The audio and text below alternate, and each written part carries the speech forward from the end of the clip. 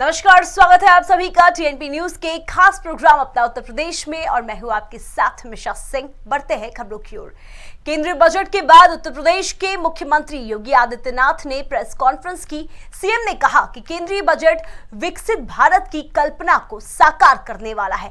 7 focus बिंदुओं को सप्तऋषि के रूप में लिया गया है। अमृतकाल में भारत के अगले 25 वर्ष का विजन बजट में छिपा है। यह बजट आशा और आकांक्षाओं का बजट है। लोक कल्याणकारी इस बजट से नए भारत और विकसित भारत की परिकल्पना साकार होगी। साथ ही सीएम योगी ने कहा कि भारत दुनिया की सबसे तेज गति की अर्थव्यवस्था है। भारत आज दुनिया की 5वीं सबसे बड़ी अर्थव्यवस्था बन गया है। पीएम गरीब कल्याण अन्न योजना का सबसे बड़ा लाभ यूपी को मिला है। प्रदेश के 15 करोड़ लोग पीएम अन्न योजना से जुड़े हैं। फाइनेंशियल सेक्टर में जो कुछ भी अन्य नए प्रयास हुए हैं उन सभी 5-7 फोकस बिंदुओं को सप्तऋषि के रूप में मार्गदर्शन के रूप में रख करके यूनियन बजट को कल केंद्रीय वित्त मंत्री जी ने देश की संसद में रखा है। स्वाभाविक रूप से यह यूनियन बजट एक विकसित भारत की उस परिकल्पना को साकार करता है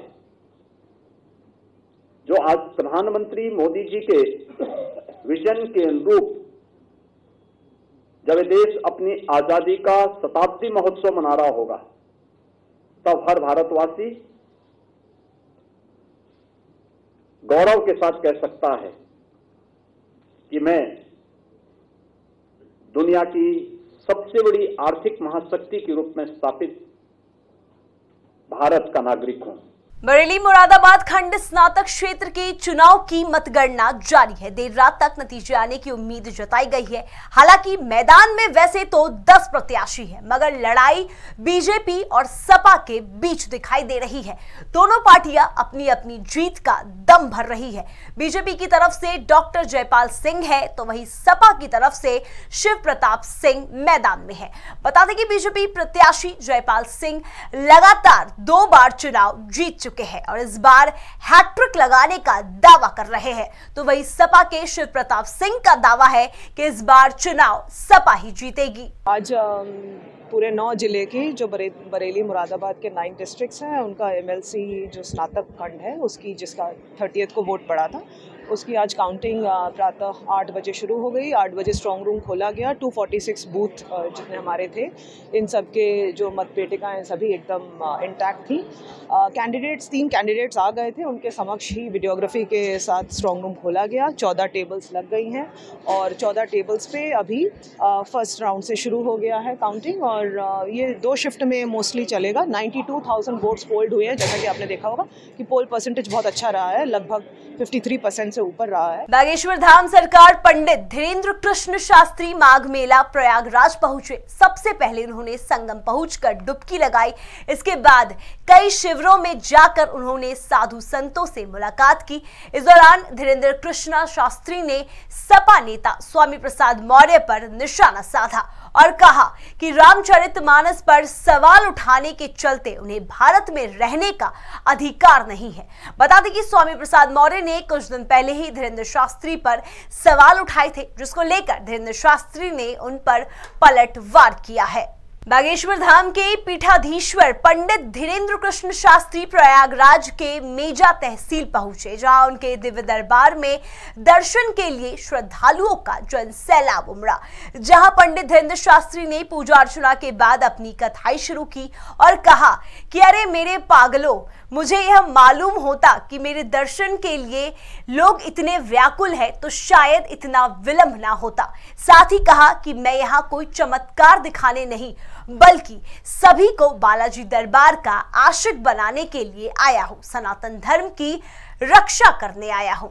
बहुत आनंद साधु समाज एक साथ है और भारत हिंदू राष्ट्र की ओर अग्रसर है।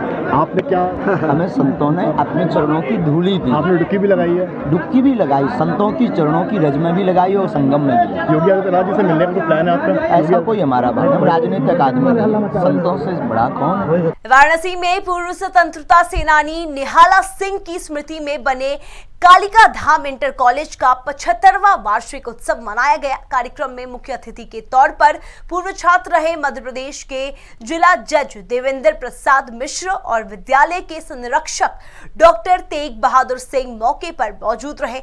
इस दौरान उन्होंने स्वतंत्रता सेनानी रहे निहाला सिंह की 116वीं जयंती पर उनकी प्रतिमा पर माल्यार्पण किया और बताया कि भारत सरकार की ओर से बनाई गई नई शिक्षा नीति वर्तमान समय में चल रही शिक्षा नीति से लाख गुना बेहतर साबित होगी। साथ ही विद्यालय के संरक्षक डॉक्टर तेग बहादुर सिंह ने बताया कि यहाँ के छात्र देश विदेश में सरकारी सेवाओं के साथ साथ निजी क्षेत्रों में सेवा दे रहे हैं और आने वाले वर्षों में विद्यालय का लक्ष्य होगा कि ज्यादा से ज्यादा लोगों को देश सेवा में भेजा जाए। आज का माहौल क्या, मुझे तो वही दृश्य नजर आ रहा है जब हम यहाँ पढ़ते थे 1981 में। साइकिल से आते थे, नदी पार करके आते थे और यहीं से हमारा नींव रहा है।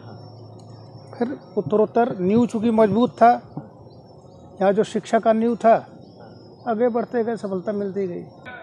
आज हमको बहुत बड़ी खुशी है कि इस ग्रामीण अंचल में हम प्राचीन छात्र समागम के कार्यक्रम के तहत सबको आमंत्रित किए। बहुत सारे लोग हमारे इस विद्यालय से निकलकर अच्छी अच्छी पोस्ट पर हैं, जो आज हमारे बीच आए भी हैं। एक आपको मैं बता दूं कि 1947 में इस विद्यालय की स्थापना हुई और उसके बाद 1973 में डिग्री कॉलेज बना और उसके बाद 2000 में आर्यन कॉलेज जो है मैनेजमेंट कॉलेज बना। इसके बाद केडी कॉन्वेंट बना। 4 विद्यालय हमारे इस समय चल रहे हैं। इस कैंपस में 2 और 2 जो है रेलवे क्रॉसिंग के पास। वहीं रामपुर के रुस्तमपुर गांव में मुख्यमंत्री बेसहारा गोवंश पशु सहभागिता कार्यक्रम के अंतर्गत एक पशुपालक गाय लेकर आया, जिसके 4 दिन बाद गाय ने एक बछड़े को जन्म दिया, जिसके बाद एसडीएम पशुपालक के घर गोवंश पशु और बछड़े को देखने पहुंच गए। इसी दौरान पशुपालक ने अपनी गाय और बछड़े का नामकरण कर दिया। पशुपालक ने गाय का नाम लक्ष्मी और बछड़े का नाम सुमेरु रखा। इस दौरान एसडीएम ने गाँव में अन्य लोगों को भी गौशाला से पशुओं को लाने के लिए प्रेरित किया। साथ ही बताया कि इस योजना के अंतर्गत पशुपालकों को एक पशु का 30 रुपए प्रति पशु और माह के 900 रुपए के हिसाब से सरकार गोवंश पशु को पालने का खर्चा दिया जाएगा। इसमें एक कीरा गौशाला हमारे यहाँ संचालित है कीरा में। उसमें जो आवारा पशु हैं जिसको लोग छूटा छोड़ देते हैं, फसलों से बचाने के लिए और उनके बेहतर देखभाल के लिए गौशाला में रखा जाता है। उसमें एक कार्यक्रम सहभागिता कार्यक्रम चल रहा है। उसके अंतर्गत ये होता है कि जो पशुपालक इंटरेस्टेड हों हमारे गौशाला से गाय ले आते हैं, या नर पशु भी हैं वहाँ पे, नंदी भी हैं, वो भी ला सकते हैं। और उसका जब वो पालन करते हैं तो 30 रुपया पर मंथ के हिसाब से 30 रुपया पर डे, मतलब 30 दिन का 900 रुपया पर पशु के हिसाब से उनको पैसा मिलता है। वक्त हो चुका है एक छोटी सी ब्रेक का। ब्रेक के उस पार खबरों का सिलसिला यूं ही चलता रहेगा।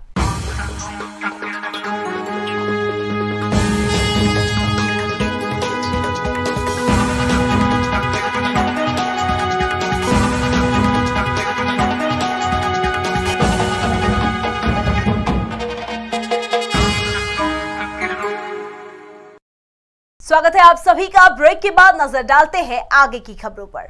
मथुरा के मरगोड़ा थाना क्षेत्र में छेड़खानी के आरोपियों को पकड़ने पहुंची पुलिस को दबंगों ने दौड़ाकर पीट दिया। पुलिस कर्मियों पर पत्थर चला दिए और उसके बाद एक्शन पंप गन भी छीन ली। किसी तरह जान बचाकर भागे पुलिस कर्मियों ने फोन कर मामले की जानकारी दी।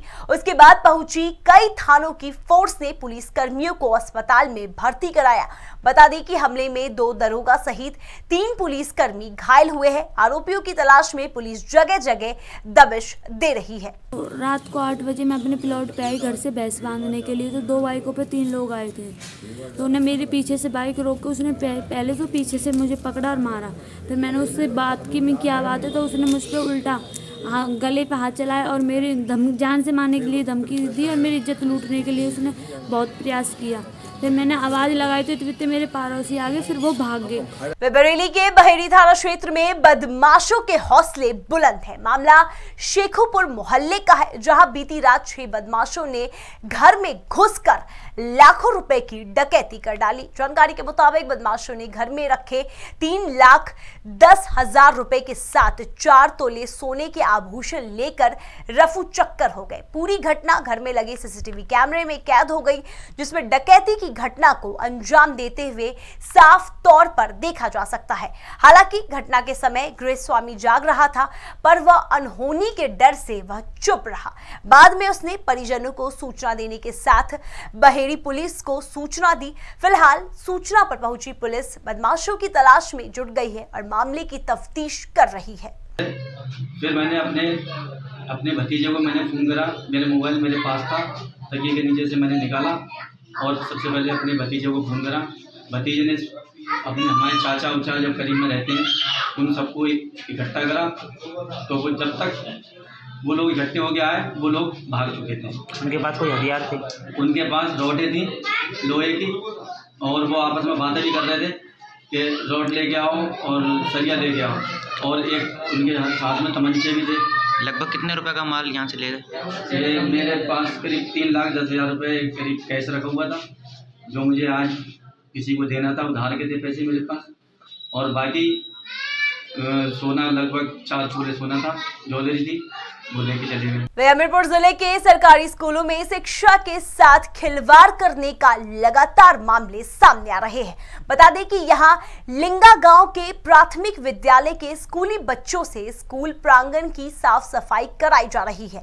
बच्चों के हाथों में कलम की जगह झाड़ू थमा दी गई है। मामले में अभिभावकों ने स्कूल प्रधानाचार्य के खिलाफ शिकायत की है।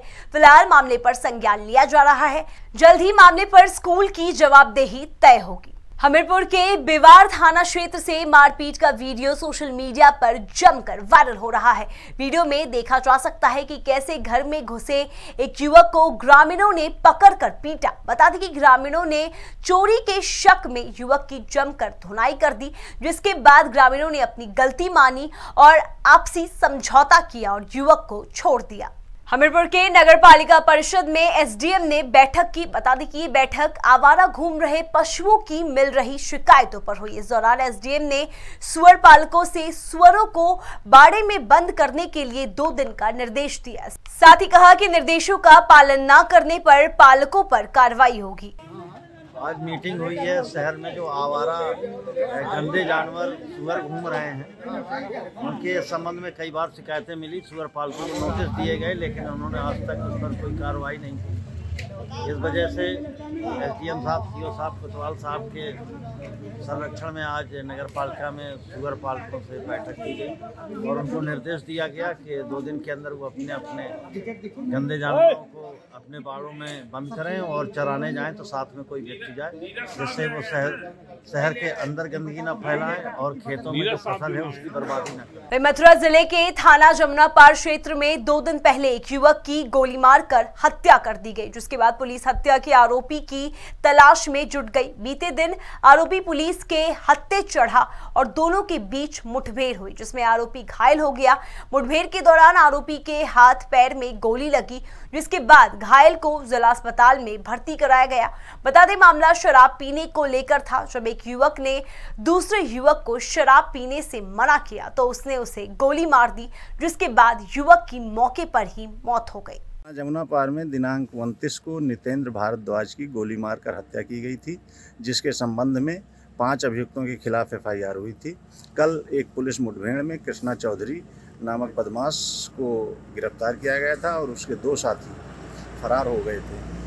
आज एसओजी और जमुना पार पुलिस को ये सूचना मिली कि ये बदमाश बलदेव की तरफ जा रहे हैं। इस सूचना पर इन लोगों ने चेकिंग लगाई थी और बदमाशों की गाड़ी जब रोकी तो उन लोगों ने पुलिस पार्टी पर फायर किया, जिसके जवाब में पुलिस ने कार्रवाई की, जिसमें 2 बदमाशों पे अनीस खां और गोपी को गोली लगी है और वो घायल हैं, जिनको जिला अस्पताल भेजा गया है। वहीं हमीरपुर मुख्यालय के कलेक्ट्रेट परिसर से एक सनसनीखेज मामला सामने आया है, जिसने सभी की नींदें उड़ा दी है।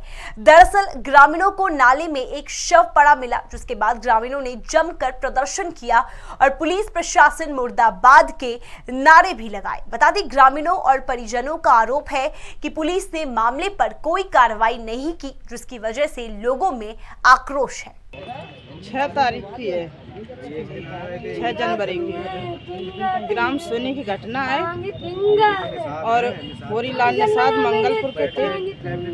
आज इस तरह घटना महिला तड़प रही है, जो हम लोग खुद देख रहे हैं। क्यों जी बार बार घटना सामने आ रही है? क्यों नहीं इनमें दोषियों को फांसी और सजा सुनाई जा रही है? क्यों जी घटना बार बार आ रही है सामने? पुलिस एक्शन नहीं ले रही है। क्या इसकी वजह है सरकार की? क्यों पुलिस एक्शन नहीं ले? हम गए थे काम करने जगनपुर, सिवनी के पास जगनपुर शटरिंग लगाने। वहाँ से वापस आ रहे थे, जगनपुर के बाहर दो आदमी मिले, जिनका नाम कल्लू यादव सिवनी का था और बलवीर यादव जगनपुर का था। उन्हीं के पास पापा को हमने छोड़ दिया। पापा ने कहा तुम जाओ घर का काम देखना।